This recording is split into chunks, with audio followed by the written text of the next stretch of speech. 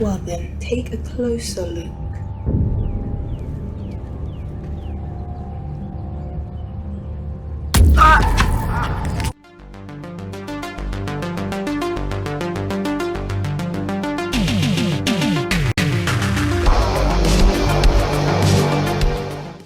Hi, this is the Professional Amateur Hour coming to you with another review. This week, Leo sent me Prototype, and this 2022 movie should not be confused with the very similarly titled The Prototype, which also came out this year. And this one is directed by Jack Peter Mundy and stars Danielle Scott, Jamie Robertson, and Luke Robinson, among others, of course. The story of this movie follows this family, and the father is abusive to them. However, he is also the CEO of this robotics company, so he is testing some androids at home. So he has this one android prototype, they call it number 1 at home, to, take care of the family. But then he brings home prototype number 2. And number 2 is kind of, malfunctioning a little bit, but what will happen exactly? You'll have to watch the movie and find out. Alright, so let's discuss what works with this movie.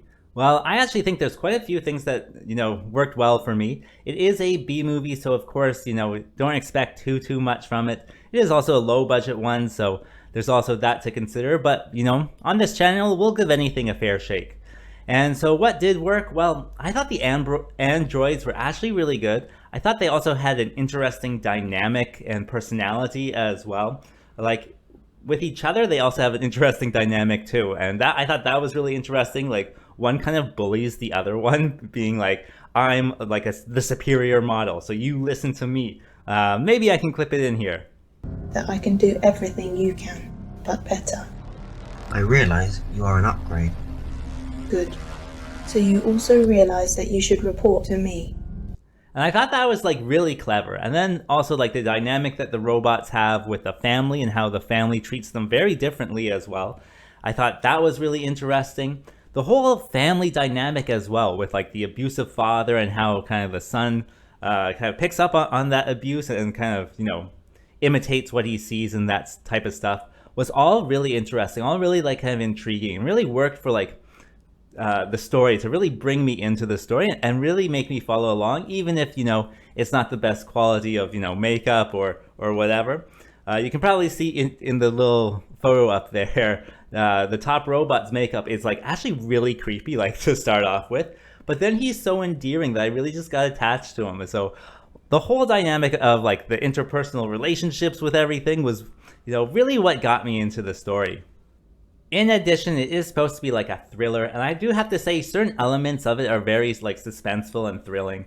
Like I mentioned, like they have an abusive father, and like, I don't know, domestic abuse always kind of, gets on my nerves whenever I see it.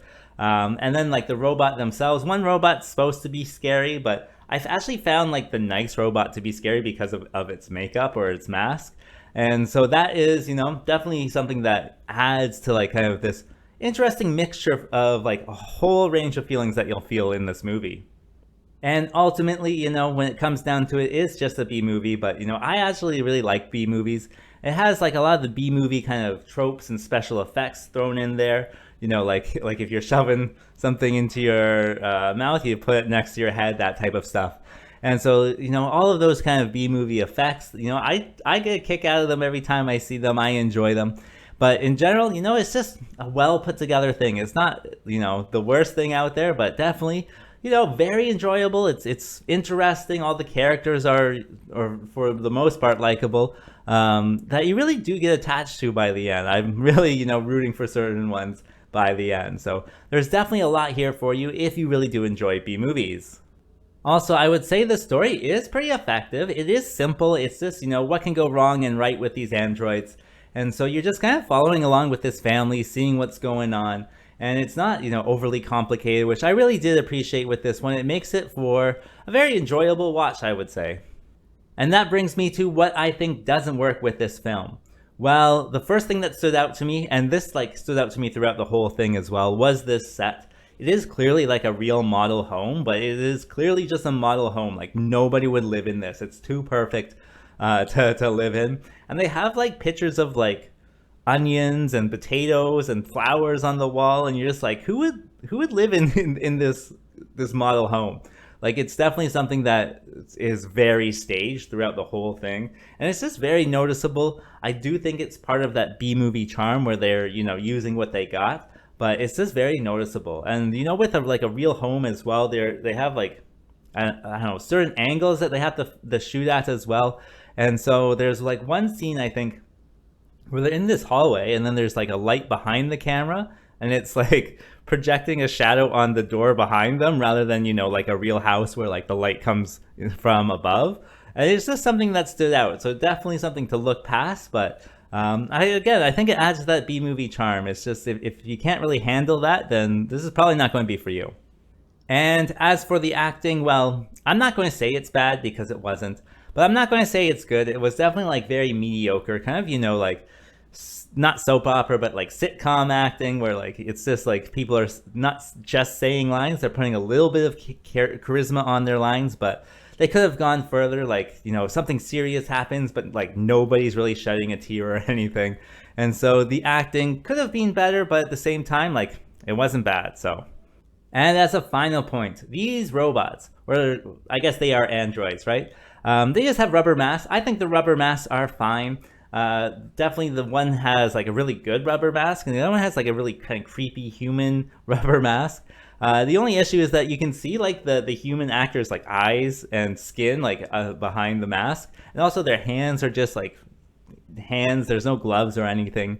And with one robot, with his rubber mask, his lines work perfectly with his lips.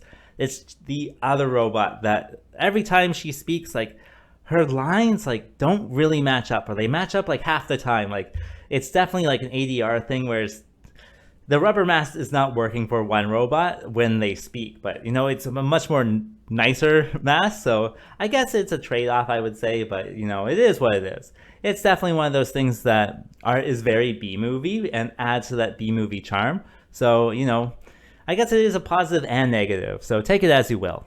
So who would I recommend this movie for? Well, I gotta say, if you're a sci-fi B-movie fan, you'll find this pleasantly delightful. I definitely really enjoyed it. There's lots to take from it, and also with all that B-movie charm in it as well. I would say it's probably like a rainy day movie more than anything else, where you can just, like, sit back and relax and watch things happen. And so yeah, definitely check it out. As for rating, I gotta give it a 5. I was going to give it a 4, which is the okay score, but then I watched the other Prototype movie, and yeah, that kind of just bumped it up to a 5. So, yeah, 5. And having said that, I think that's all I wanted to say. So like and subscribe, and I'll see you next time.